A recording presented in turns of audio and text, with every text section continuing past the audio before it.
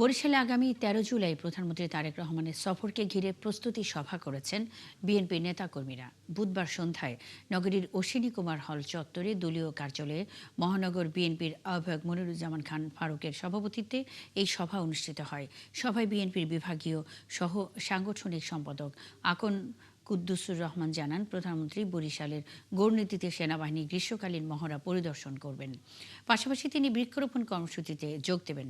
আবহাওয়া ভালো থাকলে খাল খনন কর্মসূচিও উপস্থিত থাকবেন প্রধানমন্ত্রী। এদিকে দলীয় প্রধানের এই সফরকে ঘিরে নেতাকর্মীদের নানা নির্দেশনাও দেওয়া হয়েছে। মাননীয় প্রধানমন্ত্রীর আগমন উপলক্ষে আমরা কিভাবে তাকে বরণ করব, কিভাবে তাকে স্বাগতম জানাবো, আমরা কিভাবে তার নিরাপত্তায় যাতে বিঘ্ন না হয়, নিরাপত্তা সঠিক থাকে সেই চেষ্টা করব, আমরা ডিসিপ্লিন রক্ষা করব, এই সব কিছু নিয়েই আজকের আলোচনা হয়েছে।